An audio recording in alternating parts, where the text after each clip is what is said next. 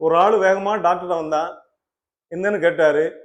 Doctor sir, பஸ்ல ஏறி உட்கார்ந்த உடனே தூக்கமா வருது, இந்த பிரச்சனைக்கு தீர்வே இல்லையா, என்ன செய்யன்னு கேட்டான்.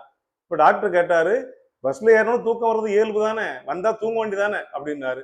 அவன் சொன்னான், அப்புறம் யாரும் வண்டியை ஓட்டுவா அப்படின்னா. அவன் தான் டிரைவர். இப்ப டிரைவருக்கு பஸ்ல ஏறி தூக்கம் வந்தா அவன் தூங்குன என்ன பண்றது? இப்படித்தான் அன்னைக்கு நான் பஸ்ல போயிட்டு இருந்தேன். டிரைவர் ஏறி உட்கார்ந்தாரு, என் கை தண்ணி தான் இருப்பாரு ஆளு.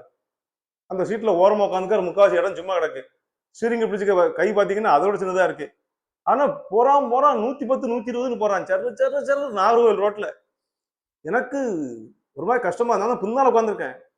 மெதுவா அவனை கூப்பிட்டு, கொஞ்சம் மெதுவா போகக்கூடாதா அப்படின்னு. அவன் திரும்பி பார்க்காம பதில் சொன்னான், நானா போறேன், வண்டி தானா போகுது சார், கண்ட்ரோலே இல்லாம போயிட்டு இருக்கு, என்ன செய்யன்னு தெரியல அப்படின்னா. தானா போகுதா அப்படின்னா. அப்படின்னு கேட்டேன். ஆமான்னா. எனக்கு 2 மடங்கு ஆகி போச்சு பயம். திரும்ப கேட்டேன், கொஞ்சம் பிரேக் போடுங்களேன் அப்படின்னு. இருந்தா போட மாட்டேன், வச்சுக்கிட்டே வஞ்சகம் பண்றேன், அது இல்லாம தான் இருக்கேன்னா. பிரேக் வேற இல்லையா, தானா போற வண்டியில பிரேக் வேற இல்லையா, எனக்கு பயம் 3 மடங்கு ஆகி போச்சு.